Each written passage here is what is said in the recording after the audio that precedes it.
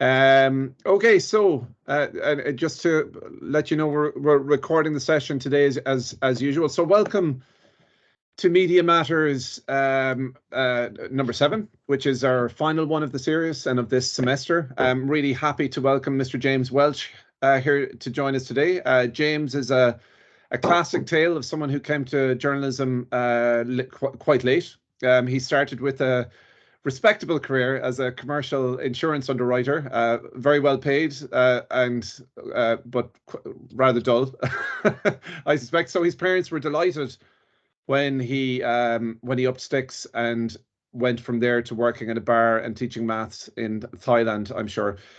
It was while in Southeast Asia, he stumbled upon his first journalism job with the small but very plucky and extremely influential Cambodia daily newspaper in Phnom Penh. And that's where our paths crossed. And I quickly came to admire James's kind of relaxed, smart, and deceptively sticky persistence with stories and standards. At the Daily, he rose from copy editor to reporter to managing editor. From there, he moved to Doha as an editor with Al Jazeera English, a news organization which I'm not sure many of you are all that familiar with. But again, it's a terrific alternative to West-centric English language media, which still has the highest of standards, and it was particularly good during the coverage of the death of Queen Elizabeth II recently, for example. So from Doha, James spent several years in China, where he continued to teach and practice journalism, and just recently moved to Bucharest, where he's freelancing with Al Jazeera again, with a particular focus, I believe, on the World Cup in Qatar. So it's been an excellent career, some really interesting scoops, interviews with world leaders, rock stars, of which I think Henry Rollins is the only one he really cares about. Maintained a deep interest in a variety of beats: human trafficking, politics, business. And part of the reason I'm so happy to have James here to talk to you is that beyond his occasionally grumpy exterior, he has a very pure regard and respect for journalism, which I think comes in part because he came later to it. So he knows what the world can be like outside of journalism, and he knows what journalism can and should be, which is why I think he gets annoyed when he sees failures in this regard. So with that in mind, he's currently developing what I think is a very useful enterprise. So it's a Substack newsletter on journalism called The Angry Editor, where he highlights and draws attention to good and bad media practices. So James, great to have you with us, and we'll have time at the end for questions and answers. I think James is going to talk for about 20 minutes, 25 minutes, and I'll have a couple of questions, and there'll be time at the end for some Q&A. Okay, so James, over to you. Thank you very much. That's an excellent introduction. I hope you didn't set the bar too high. Yeah, well, this is weird for me. I usually do these things in person, so you'll have to forgive me if I'm not as eloquent as I should be in this. But today, Fergal, Dr. Quinn, he asked me if I would speak to you, and he threw up the title 20 years an editor, and I thought I would come up with something different. But I watched some of the previous videos that you people have witnessed already, and they were really good. I saw one on working as a freelancer. I saw one on how to get a job after journalism. They were very detailed, and a lot of work went into them, and I decided to not do that. I decided to go in a very general way and maybe sort of pick away at some things that I've picked up over the years that might be of use to you. Things that I had to learn, things that didn't come naturally, mistakes that I made, and they're all linked to that. First off, I'd like to congratulate you all into coming into a field that's, wow, it's precarious times. I'm sure you're all facing this daunting experience of going out into the world as a journalist today. You're getting berated with terms such as fake news, and it seems like every publication has some sort of partisan take to where you know exactly how they're going to view a story based on which one you are reading. Small papers are shutting down all the time. The bigger papers are doing layoffs and cutting back staff and cutting their budgets, and it just seems like it can be a dark time to go in. And I hear all that, but I don't feel that that's the full story. And I feel there's room for optimism in the same way that there's room probably in every field. I've had the experience. I've been very lucky. I've worked with some very good journalists, reporters that can weave stories together in a fascinating way and make it clear and concise on their first try. Editors that can take a bag of toys and put it together into a beautiful story. I've also worked with journalists that are just the journeymen, the people that are out there and they're doing the work. They're very prideful in what they do and they work hard and they do a very good and consistent job, and they're not looking to really climb ladders or anything, but they're out there and they're just doing the work and they're doing a great job. But I'd like to talk to you about another subcategory that I think where you can take the most advantage of here.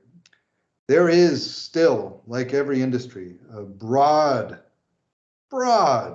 number of people who are very bad at doing journalism. And I'd like to tell you that if you're able to do a good job in this field, and it doesn't come right away, it takes time, it takes years. But if you are able to stick to it and actually focus on the craft, good things will come. That's what I'm hoping to get across through this. On the other side, I'd like to reflect upon the fact that there's a lot of mistrust with journalists these days. And a lot of it is unfounded, for sure, but there's something that journalism needs to address more, I believe, is the fact that not all of it is unfounded. The public have actually been inundated with stories that, even if they don't understand the full scope of the story, they understand that it means that, oh, the journalists, they lied or they did something that was wrong. And there's many examples of this. Rolling Stone ran with a whole story that got torn apart, and they admitted, I believe I've highlighted this here. They called it a journalistic, Columbia Graduate School of Journalism called it a story of journalistic failure. We've had other stories or other incidents with the news world.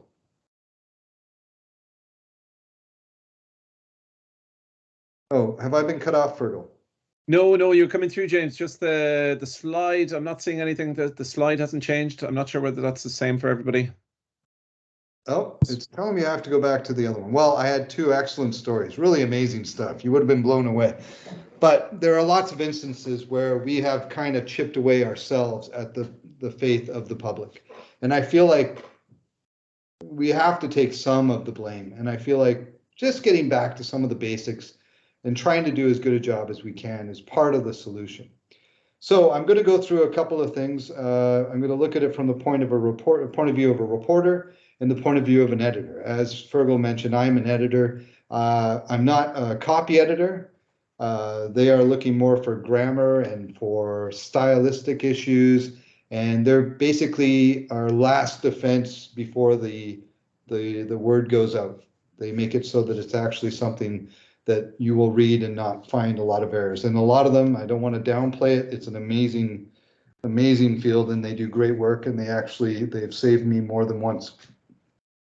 My editing has more to do with the big picture stuff, more to do with how is this article going to come across? Should we be writing this article? Is it something that is newsworthy? Do we have it structured correctly? Is this where the lead should point to? So I'm going to look at it from that point of view today. I won't be focusing on grammar. And to start off with, I'm going to start with a series of points, and then at the end of it, I'm going to go through an article with you and just kind of point out some of the things that I find should be done better. And with that, let's go. The first point I'd like to get across is if you're going out there in the field and you're going to start to be a reporter, it sounds like it's condescending a little bit, but think before you pitch. And the reason I came up with this one is it struck me when I was working at the Cambodia Daily with Dr. Quinn. There's this great story there. There's a story about there's a garbage dump in Phnom Penh, or it used to be, where there were homeless people that lived there, and they would live off of the dump. And it's a great story. It's got everything you would want. It's got economic factors. It's got poverty. It's got all the things that you want to shine a light on. But the problem is almost every new reporter that would come into the office would stumble across this story and pitch it to us. It became an ongoing joke. So what I'm trying to get across here is try to do your research beforehand. Try to look at what's going on at the publication that you're at. Try to understand what is happening. If you're working as a freelancer and you're sending out pitches, I'm always amazed at the blind pitches that just come through. And you look at it, it's like, have they even read our publication? So my first set of advice to you is to think before you pitch. Let the facts get in the way of a good story. Now, this one, the story I wanted to tell with this was I was with an editor and we were in the office, and one of the reporters came steaming in, and he was telling us he had this great story. And we're like, oh, we're always excited. And I'm like, oh, what's up? And he goes, the government has bought these boxes that are going to be installed to all the streetlights in the city, and it's going to save the government X% of money on electricity. And we're like, wow, that's a very, very interesting story. And then the other editor turns to me and goes, great, so how does the box work? And the editor waited, and the reporter said, well, he started spouting off some of the things from the brochure. The flux capacitor does this, I don't know, whatever it was. And we stood there listening and we went, great, I still don't understand. What does the box do to make the electricity cost less for the city? And after going through this a few times with him, he finally burst out the words, how would I know? I'm not a scientist. And in that moment, we all of a sudden realized that this story was not so much about this box saving the city money. It became more about the fact that, well, the government just lost a lot of money on a snake oil salesman, perhaps, and we followed it up in that way. Sometimes as a reporter, you'll get a story, and I've been through this myself, and to you, it's so important and it's so interesting and fascinating that you think, hey, maybe I just got to run with this no matter what. You don't want anything to get in your way. It's always important to take a step back, try to take a breath, and think to yourself, is this really what the story is? And if you consistently do that, your editors and people who decide to use your work, they will actually start to pay attention to you in a serious way. So moving on to the next one. Don't assume your editor is an idiot. So with all of these, I've got a bit of an anecdote, or for many of them. This one is more to do with me, and it's about the time I assumed that my editor was an idiot. I had this story where we were, I got on a phone call from an NGO, and they were letting me know that the US government, through USAID, was halving the budget for NGOs on human trafficking funding. And to me, I was working the human trafficking beat at the time, and I was like, oh, that's horrible. How can you cut money from such a serious cause? So I phoned around and I found all the NGOs that were being affected by this funding. I got great quotes about how this was irresponsible for the US government to do this. And I had filed my story. I was set for the front page. It was going to be a big deal. And I filed it, and my editor called me in the office and he goes, yeah, reading your story. What were they going to do with the money? And I looked at him like, what do you mean, what were they going to do with the money? And it just, for some reason, didn't occur to me to follow up on that question. And I kept pushing back saying, well, they're going to help people who are suffering from human trafficking, obviously, you idiot. And he just wouldn't budge. He's like, I can't do this story unless I know what they were going to do with the money. So I went back and I started making calls back. And the first place I called, they were like, well, we were going to work on capacity building, and we were going to help, educate people. And I'm like, oh, okay, well, that's something, I guess. And then I phoned one of the organizations, which was run by a priest. And I'd talked to him earlier, and he was decrying the cuts and saying that it was a horrible thing. And I asked him, I said, look, I'm really sorry to bother you, but what is it that you were going to do with the money that's being taken away? And he said, well, we hadn't really planned what we were going to do with the money. And that's when I realized that I had been kind of taken. Not that it wasn't a story. Any, significant funding cut is a story, but the way that I was going to write the story and have it out there was that this was a travesty, and that, poor children who are being shipped across countries are going to be affected. And in reality, this was just money that they were going to, they hadn't really figured out what they were going to do with. And it ended with me standing up in the office and yelling, "You're a liar, Father, you're a liar." I'm not sure I feel very good about that, but that's what happened. So the next one I want to get across is that the editors aren't there to edit your sentences. I know that sounds counterintuitive, I suppose, but the truth is, if you want to consistently impress the people that you're writing for so that you can advance, it's very important that you get to a point where you are able to file stories in the style of the publication you are writing for and make sure that you pay attention to it. There are people out there who file stories with the idea that I did all the reporting, I did all the legwork, I got the story, here, you can figure it out. And that's all well and good. But editors have long memories. And if you're a freelancer or if you're a reporter working for the agency, this gets remembered. And all of a sudden it's like, well, who do we give the story to? Do we give it to this person who will just hand us a pile of work, or someone who really focuses on the details and tries to make their work, at least do a spell check, at least do the basic things before you hand it in. Try to make sure you have the name spelled correctly.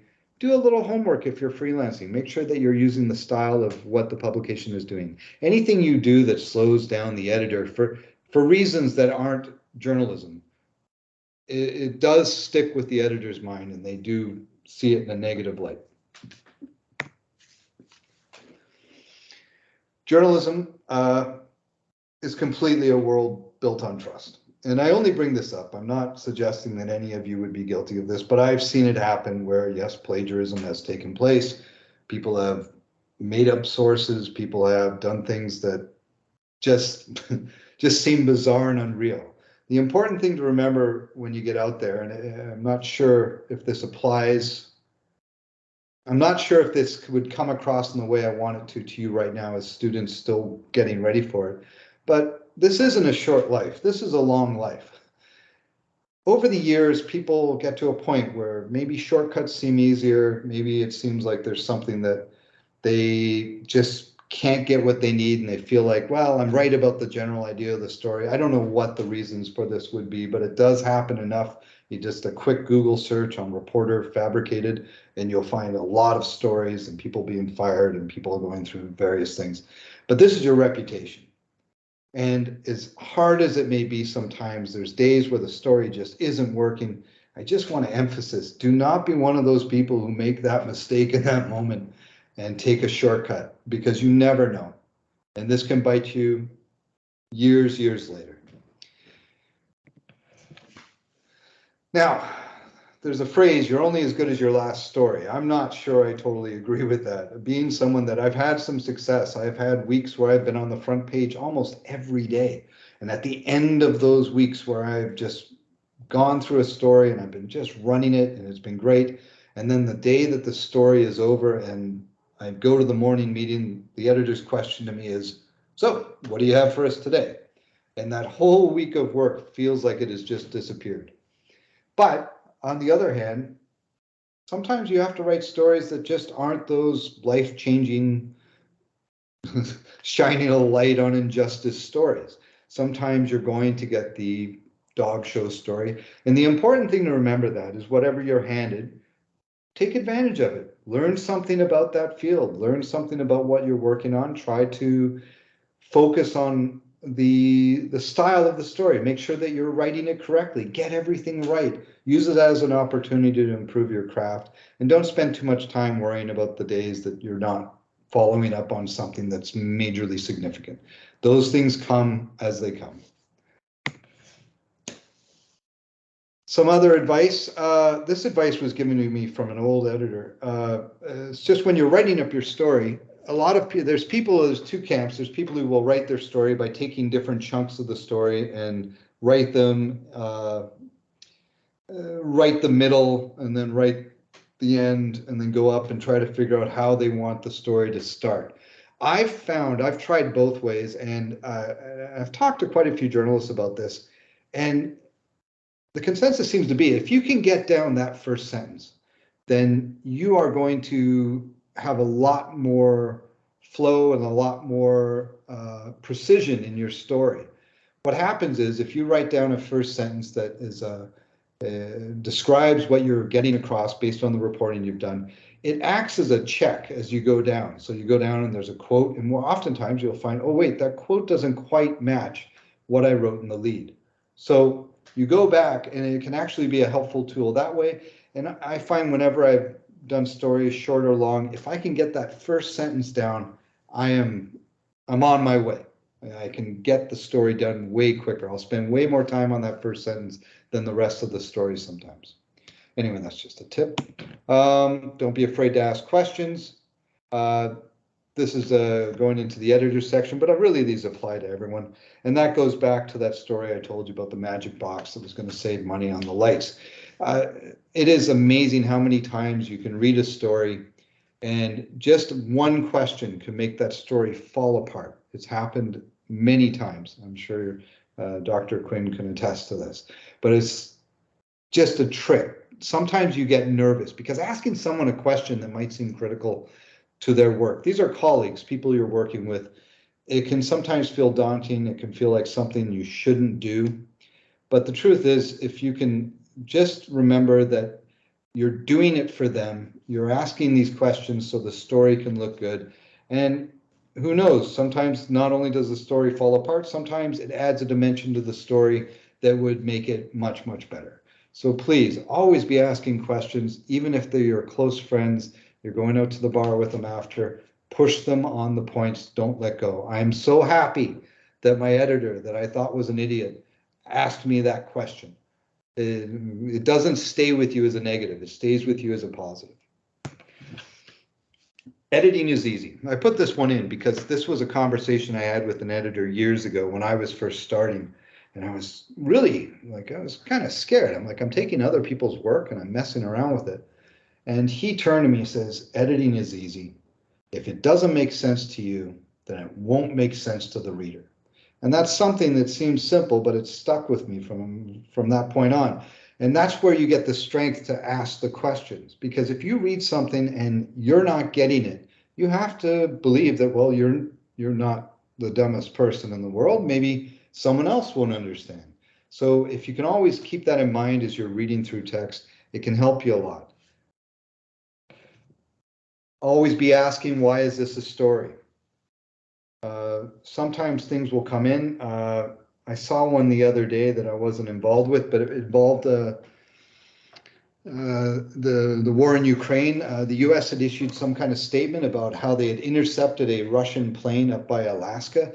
And right away, I'm like, well, wait a minute. I'm a child of the 80s, so I remember when Russia and the US were going at it all the time. And they are always flying planes across this zone between the two countries, and they're always testing each other. And I kept thinking, well, the story shouldn't be about that they intercepted the plane, but why are they releasing this statement today? And I think that you need to always view the story as what you're reading, is that the story, or is there something more to it? And this is something, of course, to ask as you're doing it as a reporter as well. This one is a famous expression. It's not mine for sure. Does the quote back up the lead? This one I'm going to get into a little bit later with an example that I have, but this is another one that editors use all the time to decide whether or not this story is going to be off of their desk or in a couple of minutes, or whether this is going to take some time to review.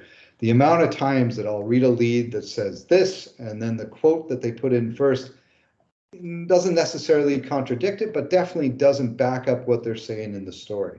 So always look at this as a reporter as well when you put your first quote in. Is this something that confirms what I have said the story is?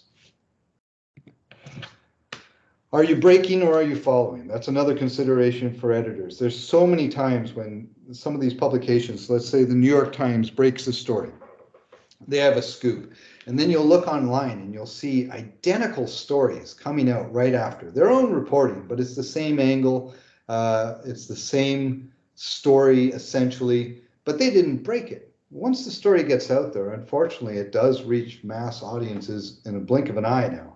So if you get hit with a story that is good, but it's already been broken, you have to start looking at what is the follow-up to that story. What is it we can do to move the story forward? Is there a reaction to the story? Is there something that we need to do to make this story more, or is there something maybe that we can find another angle to what's already been written? We can still include the details, of course. We can include what the story is about, but you start to make it your own story by doing that. This is one I added kind of for fun. Kill adjectives. Adjectives in news stories. Especially in news stories, they shouldn't be there. Get rid of them. I can't stand it when I see them. In features, where you're trying to be more artistic, I suppose. If it's a news feature, I still try to avoid them if you can. That's one of my tips. And don't be offended if you file your story and the editor chops it out. If he chops out your adjectives, don't be offended. That's just something that probably is going to happen. All right. So I'm done with my little lessons, my condescending lessons there. I thought I would take on a real example here for you real quickly. I see that more time has gone by than I thought it would, so I'll try to attack this quickly.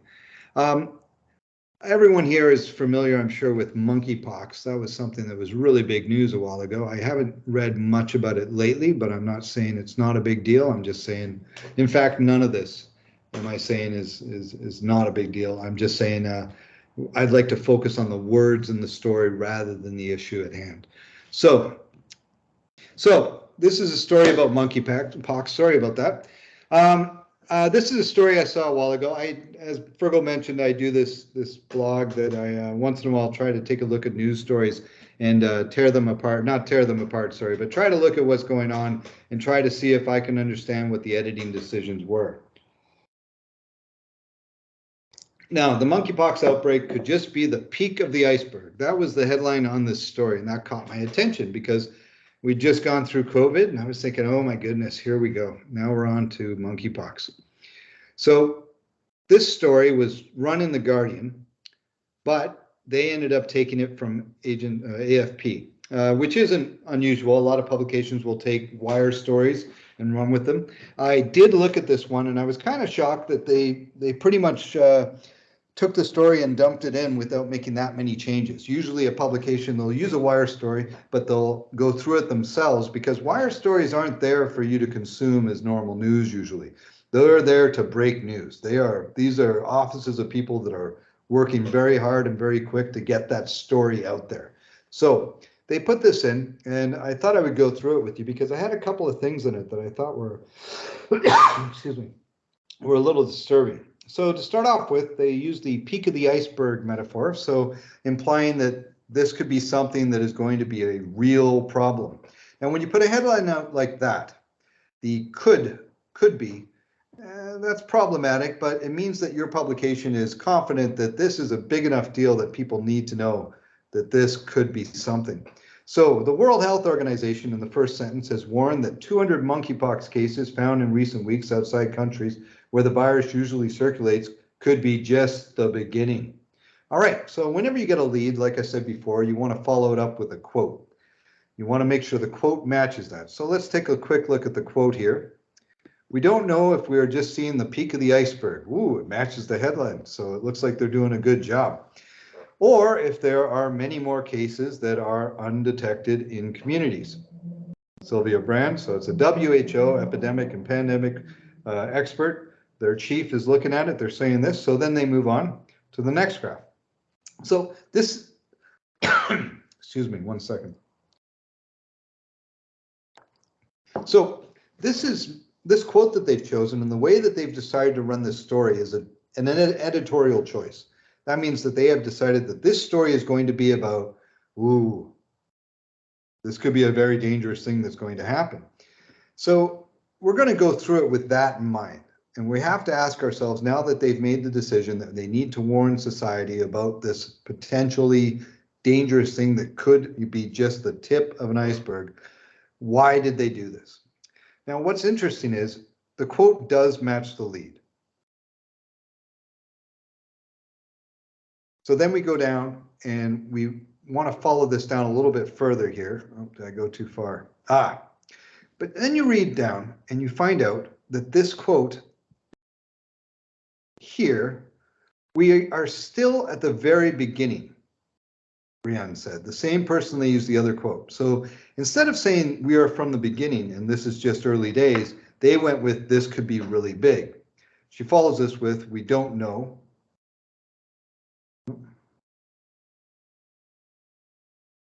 Can you still see it? Yeah, James. Yeah, we can. Follows it with we know that we have more cases. We will have more cases in coming days, she said, but stressed there was no need to panic. So I start questioning this article here. Why is this story not about why we don't need to panic right now about monkeypox? The other lead that they used and the other quote that they led with was that we might need to panic. Then I got to this line here in the 10th graph, which kind of blew me away. This is not a disease the general public should be worried about. It is not COVID or other diseases. It is not COVID or other diseases that spread fast. And I can't help but wonder, and in my opinion, and this is just my opinion, maybe some of you will disagree, that this story should not have led with the iceberg metaphor. This sounds like something where this is a person who's speaking, maybe to a reporter. She's doing a briefing. I don't know if this was a question to her or if this was part of her speech, but it sounds like something where she's saying, yeah, we don't know. But what she did know was that this is not a disease that the general public should be worried about. It's not COVID or other diseases. And I wanted to choose this just because I wanted to show you this, because a lot of times today with what's going on with clickbait, you're all aware of that, I'm sure, where you try to get people to click on your website so that you can get the advertising revenue, or you can get people to come in and see what you have better. And I'm not accusing them of doing this at all. I'm just saying more and more you will see this type of method. For me, this story would be very simply, WHO says, I'm sorry, I'm starting to cough now at the worst time.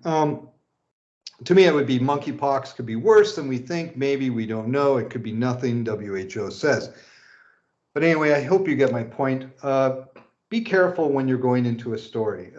It's often, I found with the monkeypox stories, and I'm not saying that they were wrong. I'm just saying there seemed to be a trend where people took these stories and then followed the leader. Oh, they're saying this is bad. Okay, this is bad. We got to follow. It's bad. Next story. Oh, it's bad because they said it. And you wouldn't see any stories questioning what was actually happening after it first broke. Excuse me. Anyway, that's my example. That's all I've got for you. I think I got thrown out by my technology lapse, and I'll put it back to you, Fergal.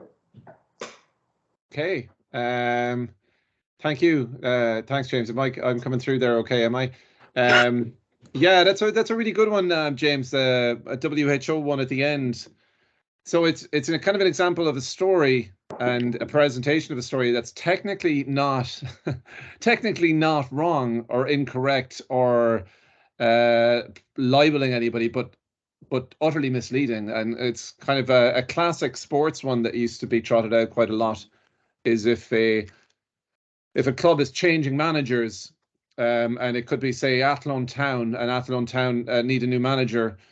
And you could, like these stories that Jose Mourinho did not rule out taking over. And that's technically not wrong, but it's absolutely profoundly misleading. And it happens all the time, doesn't it? It's a kind of it's a way to move a story on without moving it on, but it's kind of it's kind of recycling a story ad infinitum without actually moving it on.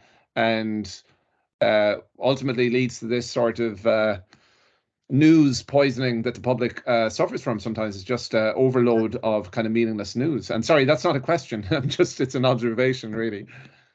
But with the sports analogy, I find that that's a field where that's what people are going there for. So it always feels like I don't seem to mind as much when I see it in sports stories. It's like I know you as a sports fan, I'm sure, but I'm thinking, like, with the news, when you're talking about whether or not my mom needs to be worried about monkeypox, I just want a little bit more like, is it okay? Okay. No. James, you called your Substack, and again, I think you'll have gotten the sense there. James, he's quite a laid back. He has that kind of Canadian laid back kind of demeanor, but he beyond that laid back. But you actually did call your Substack the Angry Editor. Does the standard of journalism in general at the moment make you, do you feel angry a lot of the time when you open up your phone, start going through stories from the big and small publications? No, not as much as I mean, there's days for sure, but to be honest with you, I mean, everyone is getting every story now. You open up the internet, and you can see all this in real time, and it's all happening. But this kind of garbage has been around forever. I mean, Benjamin Franklin opened up a press and ran a fake news story about some of the army being killed and skinned by, or scalped by the Native Americans. Just to made the story completely up and ran it out as a news story. I mean, Benjamin Franklin. I mean, come on. It's widely publicized. This kind of stuff has always been around from the yellow journalism days. I think right now, though, it's having a stronger effect. That's the problem I'm having. It seems that everyone has access to it. People are now living on their social media sites, and it's being shoved in. Whereas it might be something that you would come across once in a while before. I think it's just the access that's doing it. But we've been lying to people forever. No, the press is the press has been making up these mistakes for a long time. But yeah, no, I on a personal level though, when I'm reading the copy, yeah, I get very angry. I don't know if you remember when I'm in the newsroom, if I'm reading the story and I don't like it, I start twitching and but that's just my process. I'm not really angry. It gets me where I can then go in and try to fix the story, and I get pleasure out of it, I guess, that way. But I'm not really an angry editor. Don't get that.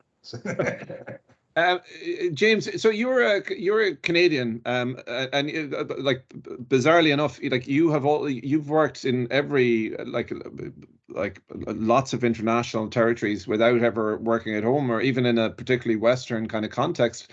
Can you comment a bit on the differences between journalism practices in, from Southeast Asia, China, Doha, Bucharest, or from your observations?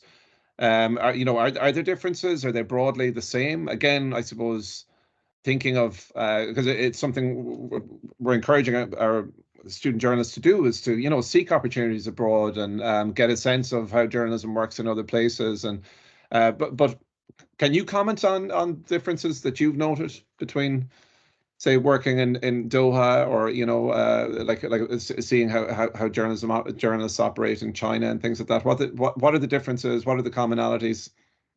No, I'm just kidding. Yeah, no, yeah. Well, first off, yeah, travel, get out there. It changes. I found in my early days when I was in Cambodia, I had a lot of my Canadian in me were like, well, that's just not right. How could they do it that way? That's just nonsense. And what I found that was interesting is over time, it became clear that I wasn't viewing Cambodia in the correct way, and I also wasn't viewing my home country in the correct way. And it's something I don't think I would have realized unless I had gone there and reported on the stories in Cambodia. Because you start focusing on it, you're like, oh, corruption. That never happens back home. And then you start to see, oh, it does happen sometimes. And it really had this mirroring effect where we're not all that different. It's easy for us to point over here and say, oh, there's something terrible happening there. And often in our own environment, we don't see what's happening in front of our own eyes. And I think, I'm sorry, I don't know what's going on. What was I saying? So when you get out there, you get this moon's eye view of your home place. It starts to look different the longer you're away. You start to be able to see, well, okay, I'm not attached to this one side anymore. I'm not attached to this one political party. I'm not attached to the community I grew up in. All of a sudden, I'm looking at it from another point of view. So yeah, with the travel, I believe that you definitely need to get out there. As far as different journalism standards, I mean, well, Cambodia was magic days. I mean, we were running around like there weren't very many rules. There was a press law, but you were basically trying to figure it out as you went what you were trying to do. I feel like in a lot of countries, it's now very regulated. There's lawsuits. There's things that you have to watch out for sure. I'm not sure I'm answering your question. Let me know if I need to get back on track. No, that's fine. That's fine. But like for example, China, I suppose the line generally is the degree of repression in terms of journalism in China and Chinese media. Was that your experience working in China, or do you see it as being slightly overstated in the Western context, or there's where from somebody who has lived and worked in a Chinese environment, any observations to share in that regard? Well, I'm torn on that one because no, it's not overstated at all. I mean, it's just the way it is. You cannot criticize certain aspects of China without very serious punishments happening. It's a reality that's not even, I don't even think anyone's even questioning it. It's a totally different environment. But on the other hand, I mean, it's difficult as a reporter. I remember, I won't name the company that did this, but I remember a news outlet, and they were in China, and they were doing the live feed broadcast, and they were outside some government building that was clearly barricaded off and all this, and they started to cross over the barricade. And as they were crossing over the barricade, one of the guards came up and said, "No, you can't do this." I was like, see what they're doing to me? And I was like, I kept looking at it like, wait. You're not allowed to do that in any Western country. You're not allowed to cross into this area. I guess the point I'm trying to make is that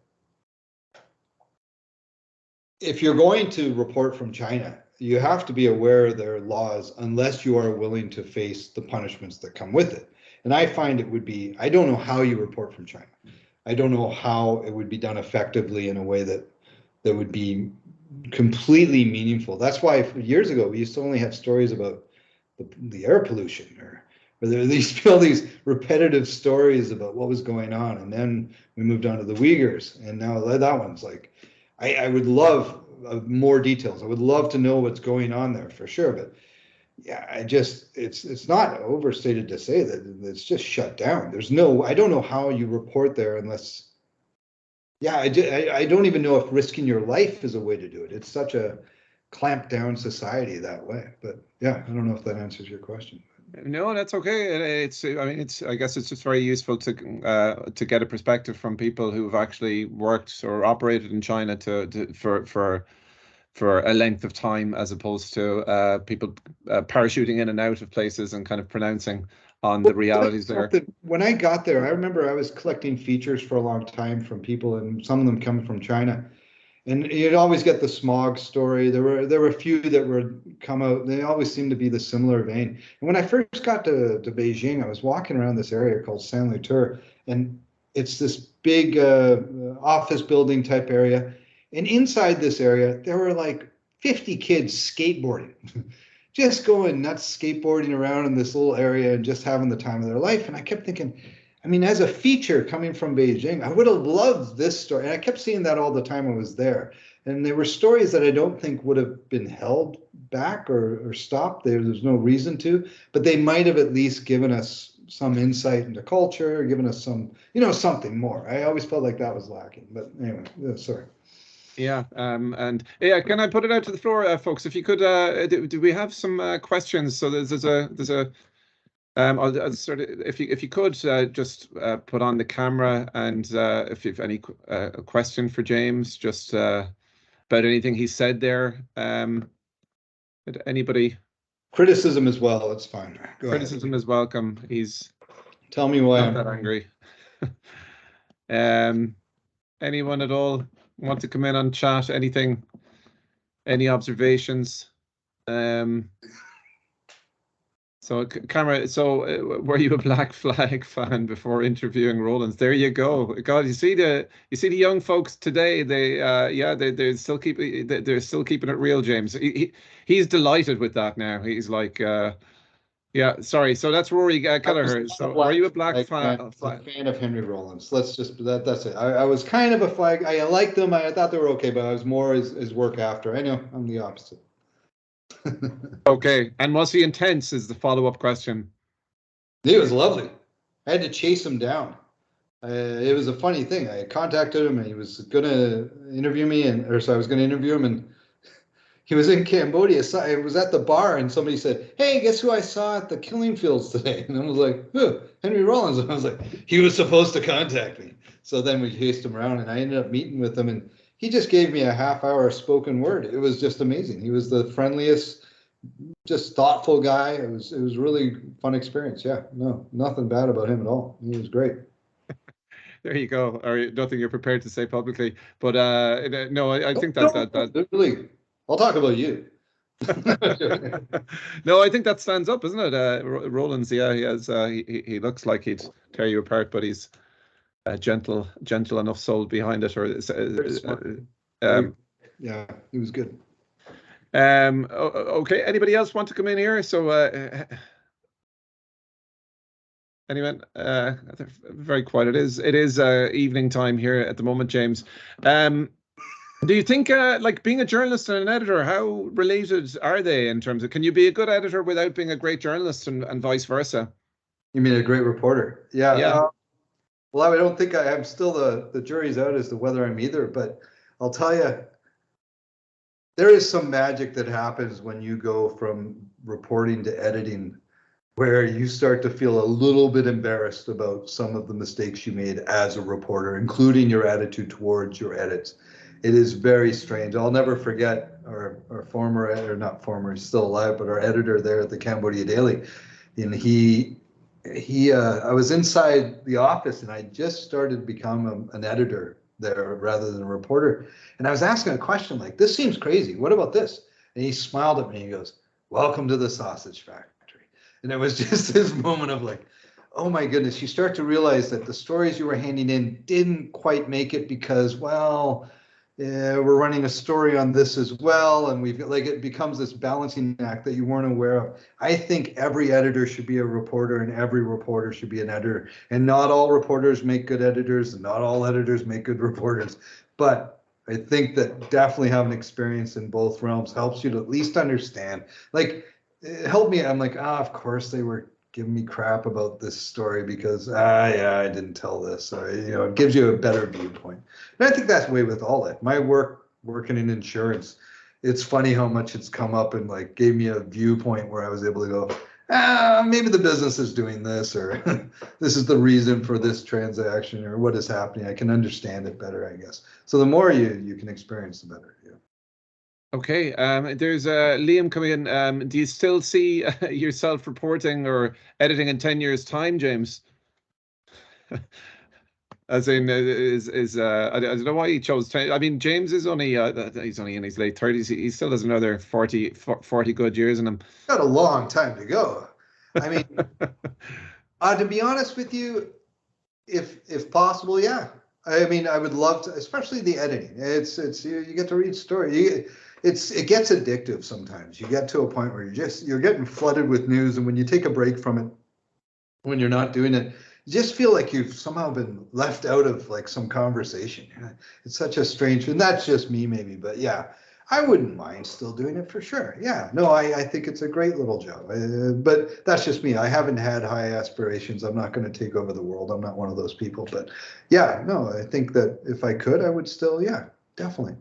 Yeah. And to remain a bit angry about what happens in journalism is kind of a sign that you're still alive with it, if you know what I mean. To be indifferent to some of the practice in journalism is kind of a bad sign, isn't it, James? But I also like the fact that I'm able to talk about that I'm able to write about it from time to time and be able to point it out. And it's not like I'm going to get in trouble for doing it. So it's still a thing. It's still there. There's still people trying to make it better. I'm not, alone in the idea that this can be a better thing. And I think there's so much negativity around it. I wanted to get into that more, but it was taking up too much time. I think there's far too much negativity being expressed about journalism. Yeah, it's not perfect, and it's got, man, there's some crazy things happening for sure. But I mean, the potential of what it is, you're still putting it out there. You're still letting people know what's happening, if they believe you or not. And if you do it right, I mean, it's a beautiful thing. So, yeah. Okay, so Emma is coming in there. I think this is one for the wall, James. I've got no. Emma's saying I've got no questions, but definitely got a lot out of this talk, and liked how you cut straight to the point. Okay, so that's So Emma's accusing you of cutting straight to the point. Is that a first, James? I like how you said accuses me, because some people don't like it that I'll cut straight to the point. Emma, I really appreciate that you see that about me. I love that about you. Yes, I think it's very important. Why waste people's time? Anyway, go on. No, that's very good. Just one last question. So James, one of your briefs at the moment, with your work with Al Jazeera in Bucharest, is in the lead up to the World Cup in Qatar. Any comments in terms of the coverage of that, or your experience as an editor in terms of trying to get people's heads around this sporting event that's becoming this mess of a news story, or but it's an interesting moment really, where sport kind of meets news in a kind of an unprecedented way, really. But any comment to make on that as you get your head around it? Well, not really. Like my role is going to be more peripheral. It's going to be stuff that's outside. I'm not going to be reporting on previews or summaries of the games. I mean, I'm just not able to. I mean, I just found out that that breach means 2 goals or something. Yeah. So yeah, no, it's just not my. But as far as like what it is, it's such a significant event. I mean, the lives that it affects around the world, especially in like Europe and Africa and the Middle East, it's bizarre how you have so many people affected. I come from a region where if I played soccer when I was a kid, that might have been grounds for a beating from my peers. So it's like it's really it's so bizarre how detached it is from it all, and just seeing. I mean, there's always different sides to the story. There's always going to be, it's too big not to have negative aspects, and but on a small level, like it's such a natural sport, like anybody can pick it up. You just need a ball on a field and you go. It's fascinating to me. I'm learning a lot about it, but I'm not sure if I'm answering your question, but it's definitely what I'm learning so far is how attached people are to this sport that I don't think I understood before. I've been doing editing on features right now, and I'm like, wow, it's like, I'm a hockey fan, but I don't view my players as much as some of the quotes I'm getting for these other players that play football. I'm like, wow, it's changed the town, it changed the community, it's where we're from. It's really interesting to read. I'm really enjoying it. Okay, great. So yeah, maybe you'll get a better understanding of the Tony Hawk issue, and I'm just gonna wrap it up there now, James. Okay, so yeah, just to qualify that, folks, just one of the biggest mistakes I ever made journalistically, according to James, was to prioritize a quote from Bobby Charlton. I was interviewing Bobby Charlton and Tony Hawk on the same day. And I gave precedence to Bobby Charlton, the legendary Manchester United footballer, over the obscure skateboarding entity. But anyway, James, to this day, clarify, the obscure multi-billionaire business building enterprise changed the entire sport. I know you don't think it's a sport, you're too old, but he changed everything for a retired football guy. I don't even understand. I can't even understand. Anyway, go on. Anyway, we'll have to leave it at that. Yeah, I'd like to be able to do a poll or something like that. Hawk or Charlton, just to settle it forever. But anyway, look, James, thank you so much for your time there, and thanks everybody for coming. That was just a great kind of overview, kind of an editor's overview of simple things, some fairly complicated things, but definitely things that you can take away with you,